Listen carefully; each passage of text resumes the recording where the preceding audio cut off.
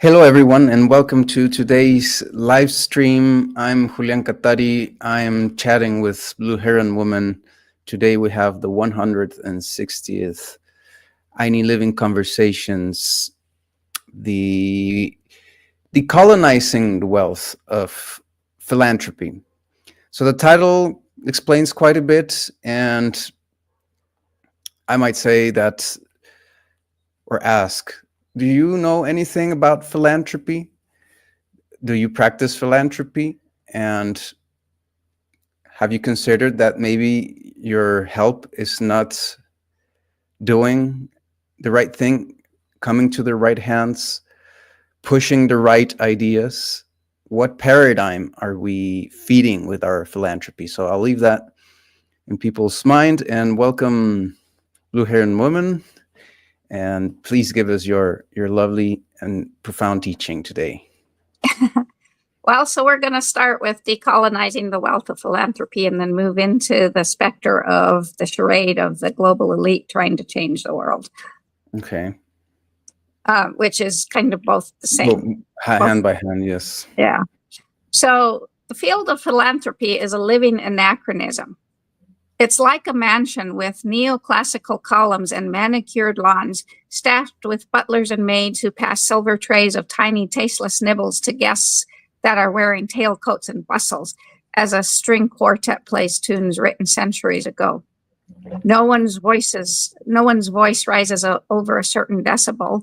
No one jokes, and no one's words call attention to the ludicrous and unsustainable farce that is this entire scene. It is a sleepwalking sector, white zombies spewing the money of dead white people in the name of charity and benevolence.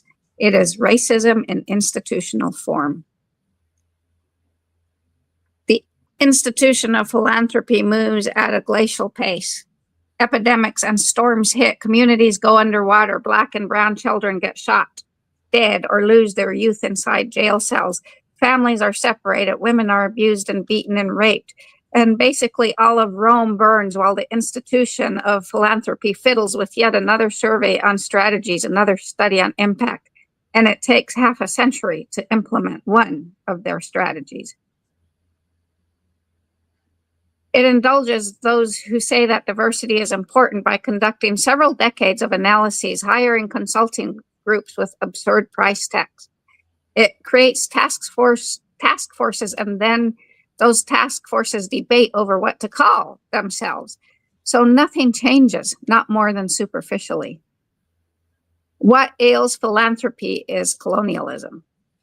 Funders reinforce the colonial division of us versus them, haves versus have-nots, and mostly white saviors and white experts versus poor, needy, urban, colored, disadvantaged, marginalized, at-risk people. And by colored, I don't mean just Black and brown. I mean gay, lesbian, right?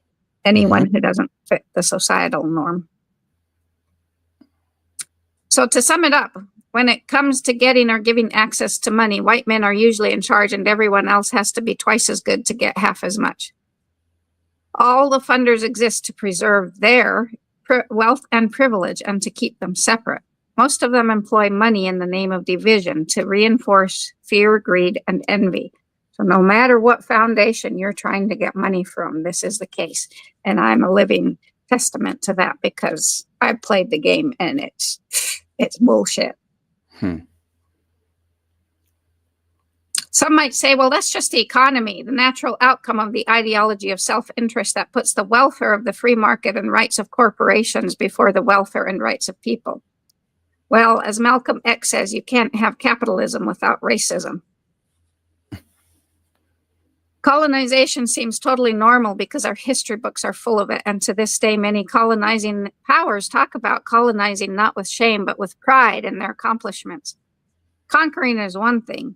You travel to another place and take its resources, kill the people who get in your way, and then go home with your spoils. But in colonization, you stick around, you occupy the land and force the indigenous existing peoples to become you. While this concept started way before the first papal bull of the Unam Sanctum, it became full-blown reality with the Unam Sanctum when the Pope declared himself the vicar of God, and so therefore he owned the whole world in God's absence. Before this, the people had been animistic, knowing and seeing God in everything, and then came along polytheism that stripped God out of everything and put her in the figurehead gods on Mount Olympus. So there was still room for animism, but along came the Pope, who decided he had owned the world, and even before that, with the Council of Nicaea, the animating force was pulled out of the Godheads, Mount Olympus fell, and the animating force God was flung way off somewhere else, having given man orders to dominate, control, and own all other forms of life. And so we had the divergence from the indigenous Commonwealth view, which seeks not to own or control, but to coexist with and be stewards of the land and other forms of life. What makes a person indigenous is the belief that he or she belongs to the land, while non-indigenous people believe that the land belongs to them. The victim separation worldview goes on like this from our individual level all the way up to the, quote, global elite, which believe that the boundaries of my body separate me from the rest of the universe. I'm on my own against the world. This terrifies me, and so I try to control everything outside myself, also known as the other. I fear the other.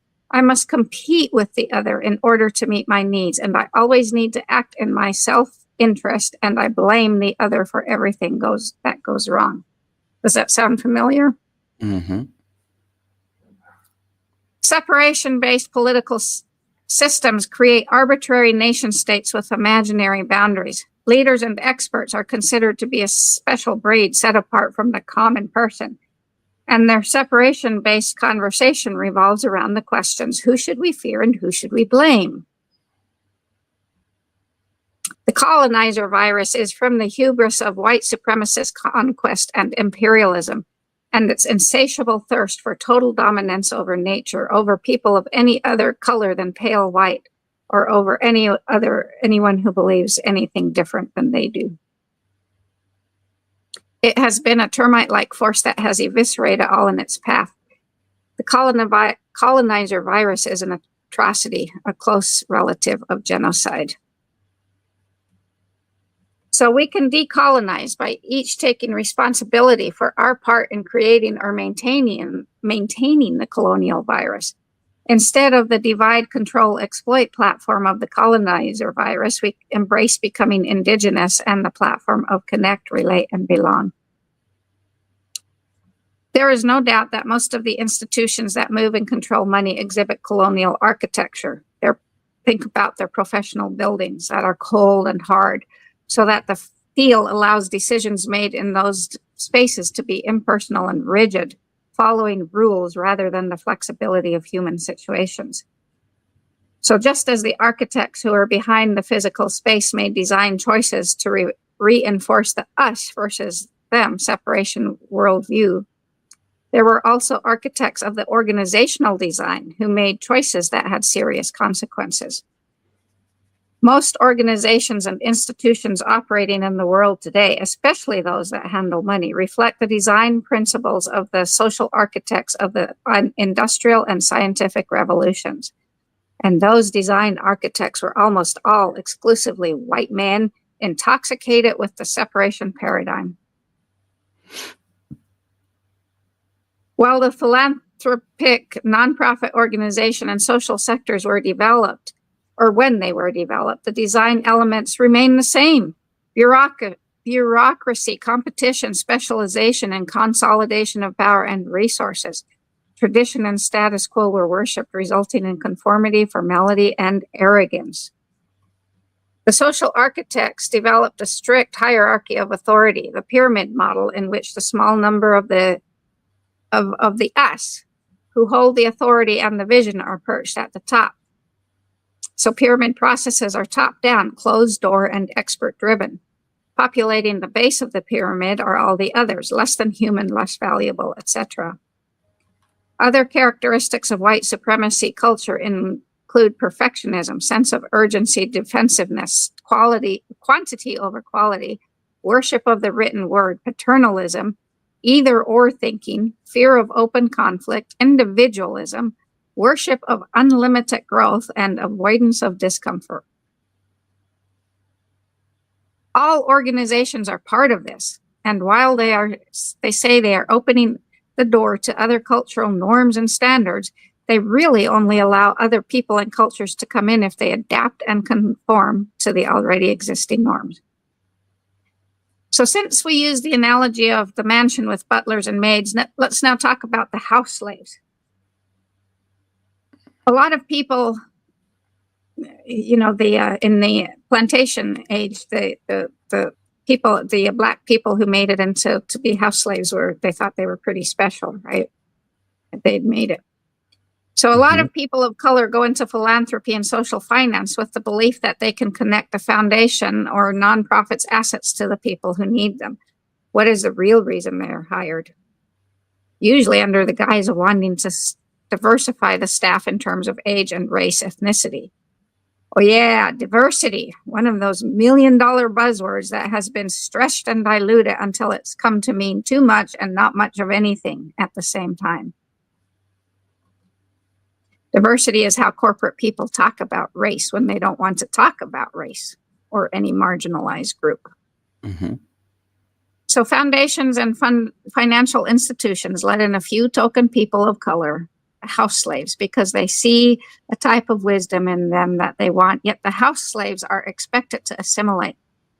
Having a seat at the table is not the same as feeling free to speak your own voice or to bring your full self to bear on the work. Diversity actually allows people to deny racism. It lets people off the hook about their responsibility in maintaining a colonial white supremacist society. The vast majority of inclusion and diversity initiatives in the world of philanthropy are false solutions. Their intoxicated rush to consolidate wealth, or in their intoxicated rush to consolidate wealth, colonizers reduce the number of languages, species, cultures, social systems, media channels, and political systems, and more. This is called global bleaching, and it has made our world bland and boring, less innovative and less resilient. Evolution and innovation arise from difference and variation, not from global blanching, sameness. So the house slaves are the few token people of color they allow in. And then the next level down is the field hands. Oh, right, I've made it to a field hand. These are the people who take in the applications, the field hands. But and it's how granting funds and loans to those who seek it can feel good, but they still reinforce colonial dynamics because they won't approve most of them. Or the field hands have to seriously make shit up for it to be approved. And most of the advisory boards of foundations are all white and all men. And most are also grantees. They received money from the organization, and they're representatives of large healthcare systems. And this kind of conflict of interest is run-of-the-mill in the world of philanthropy. So like all investors, foundations have their logic models, their strategic plans, and their theories of change, all of which are not really applicable to anything. So the fund seekers are forced to play games to entice foundations to fund them. And most of the field hands are lazy, or the foundations are actually the people who are the board. And they fund only the usual suspects, which are most often white-led organizations, adept at creating glossy promotional materials, and whose leaders have extensive Rolodexes that grant them more access to other funders. And I can attest to this, absolutely. When I realized that I had to apply to the same foundation at least 10 times over to get a minimum of $500. Not worth the time even. No. So most groups that are based in disadvantaged communities and led by locals are told you don't have the data, you're not big enough, you're not scalable, and you're not aligned with our strategies. Exactly what I heard over and over and over again. So the basis of traditional philanthropy is to preserve wealth, and all too often that wealth is money that's been stolen through the colonial-style exploitation of natural resources and cheap field hand labor. The field hand then is the token person of color who is designed to review the grant applications and who is able to say, "Oh, we granted your funding." Now for the overseers. This is what happens when the power and privilege conferred by access to money lead to the savior complex and the destructive colonial-style leadership. The overseer would be the token person of color who now holds a leadership position in the foundation and proceeds to stomp on those other token persons of color who work underneath her or him. It's called eating your own, and it happens all the time, not just in philanthropy. In every nurses are horrible at eating their own. Doctors are horrible at eating their own. All corporations eat their own. One of the darkest and most insidious results of the trauma of racism and colonialization is the internalized oppression. Internalized oppression involves consciously or unconsciously adopting the mindset of the exploiter, the oppressor, or the hater. And with the overseer, then we also have the savior dynamic. Because of the power associated with controlling money, leaders and institutions of philanthropy and finance are some of the worst perpetrators of the savior dynamic. Despite all their talk of wanting to help, saviors won't touch the underlying system of privilege and power because that's what grants them their status and position. And the savior complex goes hand in hand with white supremacy. However, not all saviors are white. Some are people of color who've been infected with the power dynamic of colonization. And here's the thing about saviors. No matter how much they think the victim may need their help, rescuing someone only reinforces their victimhood.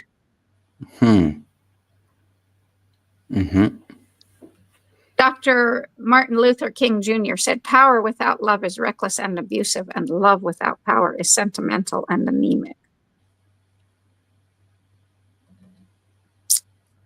So now we'll move away from the story of philanthropy to the global elite with their charade of changing the world. So all around us, the winners in our highly inequitable status quo system declare themselves partisans of change. They think they know the problems and they want to be part of the solution. Actually, they want to lead the search for the solution, and so they start initiatives of their own, taking on social change as though it's another stock in their portfolio or corporation to restructure. And because they are in charge of their attempts at social change, their attempts reflect their biases. The initiatives they suggest or even do favor the use of the private sector and its charitable spoils and the market way of looking at things. They reflect a highly influential view that winners of an unjust status quo and tools and mentalities and values that help them win are the secret to redressing the injustices. Socially minded financiers at Goldman Sachs seek to change the world through win-win initiatives like green bonds and impact investing. Tech companies like Uber and Airbnb cast themselves at empowering the poor. There we go. By allowing them to chauffeur people around in their cars or rent out spare rooms. And yet they don't tell the trials you must go through to drive your own car as an Uber, right? Or Lyft, and so on. And so we are left with the inescapable fact that in the very era in which the elites have done so much to help, they have continued to hoard the overwhelming share of progress, and the average person's life has not really improved at all. And those at the poverty level, for sure, not. Oscar Wilde, who lived more than a century ago, wrote, "Just as the worst slave owners were those who were kind to their slaves, and so prevented the horror of the system being realized by those who suffered from it, and understood by those who contemplated it, so in the present state of things, the people who do the most harm are those who try to do the most good." In our era, that harm is the concentration of money among a small few who reap from that concentration and near monopoly on the benefits of change. And do-gooding pursued by the elites tends not only to leave this concentration untouched, but actually shores it up more. The elites have found myriads of ways to change things on the surface so that in practice nothing changes at all. So it is fitting that in an era marked with those tendencies, it should culminate in 2016 with the first election of Donald Trump. Donald Trump is at once an exposer, an exploiter, and an embodiment of the cult elite social change. He tapped, as few before him successfully had, into the widespread intuition that the elites were phonily claiming to be doing what was best for most Americans. He exploited that intuition by whipping it into a frenzied anger and then directing the anger not at the elites, but at the most marginalized and vulnerable people. And he incarnated the very fraud that fueled his rise. He became like the elites because he already was like the elites he supposedly hated, and the establishment figure who falsely casts himself as a renegade. So Trump is the reductio ad absurdum of a culture that tasks elites with reforming the very systems that have made them and left so many others destitute and swimming a river filled with explosives and concertina wire and inner city slums. So as young people coming out of college want to change the world, and you might say, Ingrid, you're being too negative. We don't need, yes, we need to look at this full on in the face. This is not negative. This is, unless we look at this full on in the face and are filled with disgust by it, we will continue to repeat it. So as young people coming out of college want to change the world and enter the corporate global elite world, they find that they would prefer to live outside after a while. They would prefer to live outside of the market logic and the world, but yet they've been granted a prestige and a lifestyle that they just don't want to give up. So they're living in a world of trying to do well by doing good, which is making a huge profit. And many of them believe they're changing the world when they're really just protecting a system that's at the root of the problems they want to solve. Another draw is the tantalizing promise of the win-win approach to social change. In their ideal version, the winner would enjoy an enticing combination of making money, doing good, feeling virtuous, working on hard and stimulating problems, fueling impact, reducing suffering, spreading justice, and exoticizing a resume, traveling the world and gaining a catchy cocktail party spiel. A scholar named Prahalad promised big business a win-win solution by tapping into the vibrant market of treating the poor as consumers. Because now when we treat them as consumers, they're no longer treated with indignity. They become empowered consumers. What threads through these flimsy promises is the promise of painlessness. You can help people in ways that let you keep living your life just as it is. So in the journey from Adam Smith's self-interest theory to that of the win-win entrepreneurship camp that became synonymous with humanitarianism, it is a humanitarianism that greases the wheel of entrepreneurship. And nowhere is this idea of entrepreneurship as humanitarianism more entrenched than in Silicon Valley, where company founders regularly speak of themselves as liberators of mankind and of their technologies as intrinsically utopian. And I can't think of anything in the financial realm as so immoral as this. Not just the Silicon Valley, but as that you can make money. We're no longer treating the poor with indignity if we make them into empowered consumers. If your goal is to help make a difference, why not just put the money to use with no expectation of a return? So now we need to take a look at the rules or truth that drive the system that need to be broken. And number one is that the American dream is for all. This is false because in the forgotten of America, they have almost no choice, no chance in our merit-based system. There is no level playing field. The American dream is definitely not for all. It is only for those of white privilege and those token house slaves who. So I didn't level at Kamala Harris, but she was nothing but a house slave. So was Barack Obama, nothing but a house slave. Yeah.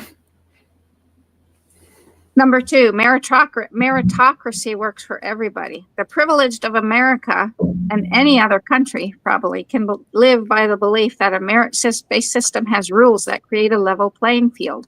They think there is a quid pro quo.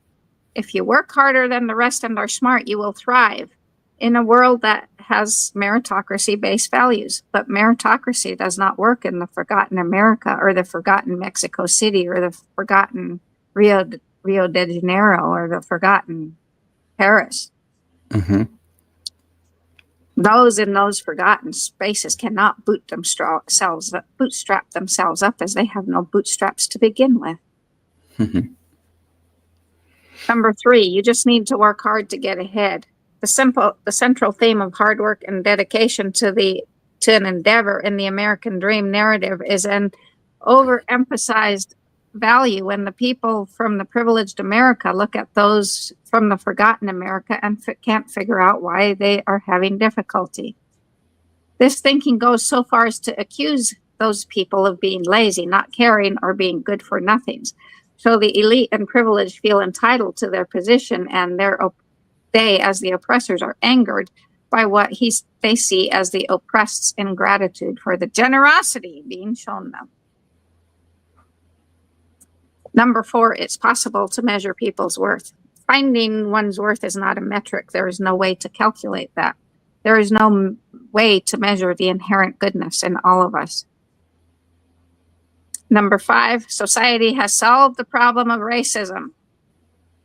Our only chance at dismantling racial injustice is to be more curious about how it still exists today than to be worried about our comfort should we discover that we have contributed to it.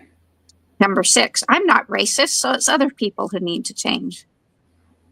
Racism exists even in those of us who do not intend to act out of bias and prejudice, as we are all part of a system that favors and fosters racism.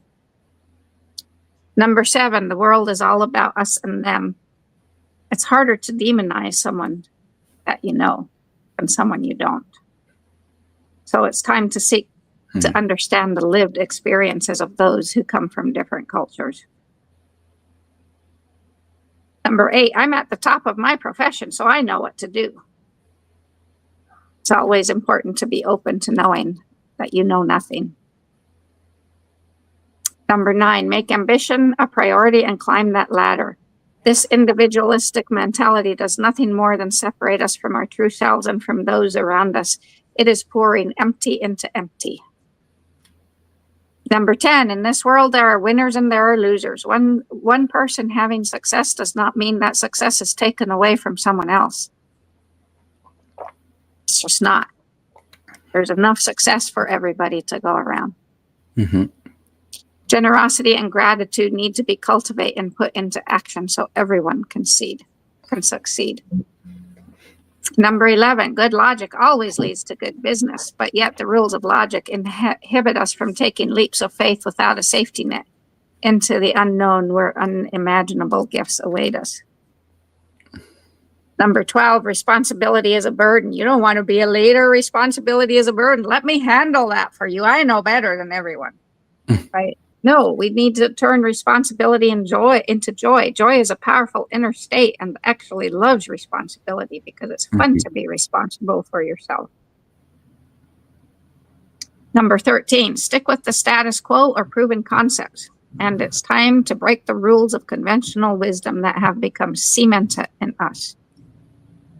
Number 14, show people the error of their ways. There is no point in always pointing out the mistakes of others.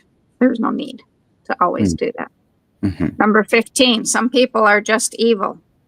There is nobody that is evil because they all came from Holy Mother. We all came from Holy Mother. There's no one that is evil. And everyone deserves a chance to overcome the violence of their past. If we discount someone as evil, we feel no responsibility for the world we help bring forth. That makes them evil. Mm-hmm. Number 16, every person is responsible for himself or herself. Yet natural law says we all thrive together and none truly thrive at all. So we say, well, but look at the elites. They're thriving. And I say, are they really thriving? Are they really happy? Or are they sitting in their mansions hoarding everything? Mm-hmm. Number 17, so-called white privilege does not exist. We need to recognize that there are two Americas, the privileged and the forgotten. And there are probably two of almost every civilized, quotes, civilized country as well. So it's not just America, but I speak from America because that's what I know. Mm-hmm. So it's time to work and live in exquisite mutuality, Aini, so that everyone has a fair chance to live a healthy, happy, dignified life. Number 18, in the workplace, tenderness is a sign of weakness, while tenderness is actually a sign of true strength. And tenderness and compassion need to be given in all facets of our life. Number 19, the organization comes before the employee. No, the employees are the organization, and losing sight of the individual is just simply immoral. Number 20, proven expertise should come before diversity. Everyone is worthy of many chances to learn and grow. Number 12, make savings a top priority.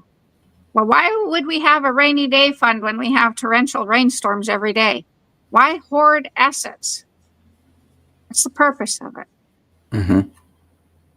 Number 22, you can't trust people who have felonies to be good employees. Really?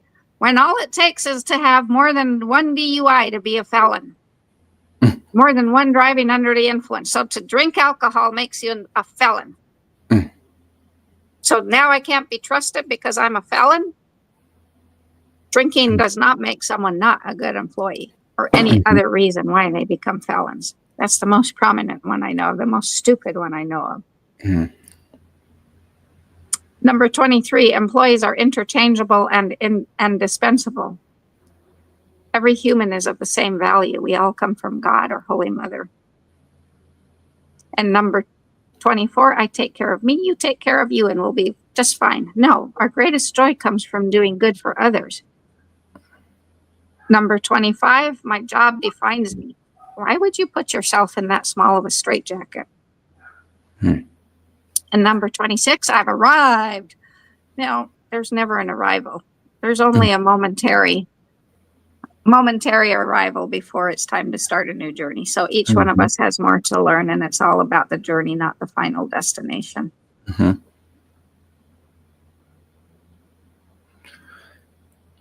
And then we climb the mountain, and it can only go down from there. Yeah, and start all over again for a bigger mountain. So that's up to the journey. That's as far as the wealth, decolonizing the wealth of philosophy takes us. Yeah. Which is 26 points. It's quite the list. Yeah, it is. And each one is something that you need to sit down and really think about, and it's quite a profound session. So I invite anyone to stop and pause and scroll back to really think about each one. But we're gonna go into the next one, right? No, we're done. We're done with that. I don't want to spend any more time on that. We weren't going into the, or that was like the same thing you said. What? You talked about the two sections. Yeah, we talked about decolonizing, how we need to decolonize the wealth of philanthropy. Where you been? Two of my dogs just came back, so I'm still missing one. So we started with talking about needing to decolonize the wealth of philanthropy and why it's still colonized, and how Everyone thinks they're, and then went on to, which is the opposite side of the same coin, how the charade of the global elites thinking they're changing the world, and us, and how we can't let them. We can't just lay down and go, oh, they're changing that. It'll all be better. Mm-hmm. Yeah, would you think that it's them that made it what it is? Are Yes. they the? But we participate. They Right. couldn't do it by themselves. It took every single one of us participating in it. Right. And then, but then they do have very powerful mind control weapons, or, I mean, it's not like an absolute mind influence, let's call it. Yeah. Mind influence. But, It's and we might be well off that hook, but for someone that isn't, that hook is pretty bad. well, I just let me see if I can find it. I shared a meme on Facebook tonight, just before we got started. Okay. Let's see if I can find it. Maybe I have. And what does it say? I'm getting there. It says, Is that the? if a person gave away your body to some passerby, you'd be furious. Mm-hmm. If a person gave away if just some random person gave away your body to some passerby, you'd be furious.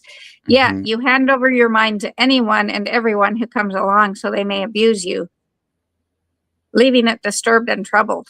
Have you no shame in that? And that was written by Epictetus. Mm-hmm. Sounds old.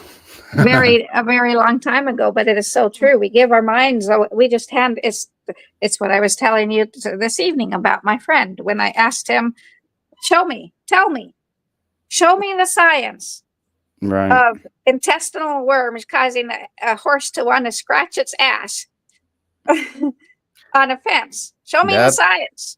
That's what look that at Google and example is. vets. So he just gave his mind away to Google and vets. Right. And you see it all the time happening.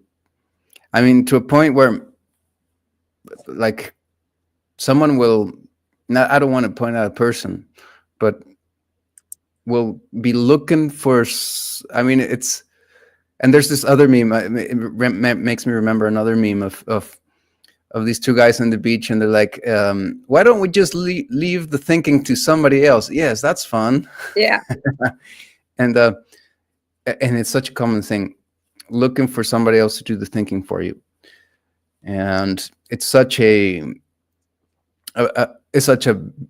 muscle to exercise, the muscle of thinking. And of course, in the society we live in, scrolling through reels, that's kind of like the antithesis of thinking. It's just the feed, we just get fed with information, and so we don't think anymore. Yeah. So that's so very revealing. I really loved all the points, each one of them that you just shared today. And so what do we evolve into for next session? Well, we're going to take a total shift, but I need a week. Let's take, because I'm going away for Thanksgiving. So let's take a week break. We're going to go into what a plant knows, so that we understand truly how, right? That's a very beautiful our plant sisters and brothers. I bet a lot of folks are going to like that a lot. The plants. What a plant knows is the title. Wow, beautiful. What a plant knows. But 2 weeks from tonight. So let's say that not next week. So that would be, let me check the calendar. Not the 27th, but the 4th of December. Already. Yes. Mm-hmm. At 6:30, no changes in the time. Yeah. The invitation is open, and well, with if anything else needs to be said, I'll say goodbye to everyone and thank you for your time, patience, attention. Please find the right place to place your energy. That is not the government, that is not the typical leaders. Let's trust. Today I wrote about trusting the new, the rising new, the small things. We always trust institutions or people or cults or groups that are very well formed. That's why religions are so popular, because we just have this feeling that they've been there. It's a well established thing, and we have a hard time placing our faith in something that is rising, something that is new, like Aloha Ainida living, right? Yeah. And that's, to me, the lesson that we need to learn from this Trecena is being able to place our faith in something new, in something. So, Well, and we have to, because we have to understand that everything, every one of our thoughts is just a repetition of the past. mhm, right. So do we want to continue to experience the past, or do we want to experience a new future? Right. Do we want to go forward or just stay stuck in the same place, same situation? Some people might be comfortable there, but I even challenged them to see Well, they how they're think they're really not. comfortable. They That's think it. they're comfortable. They tell themselves they are, but they're not. Yeah. And you can tell it in their faces. You can tell it by the way they're living, that they're bored, that they're Yeah. not, they're unwell. Yeah. So that's what you need to do, folks. You need to believe in something new, and believing this in the new that is rising, the small things that are being born. Trust on the little itty bitty plant, like a little tree starts being very little, doesn't mean it's not going to be and it has the full potential of a full tree. And we need more trees. So with that, thank you, everyone, and waterfalls of blessings, and see you next week, or not next week, in 2 weeks. See you in 2 weeks.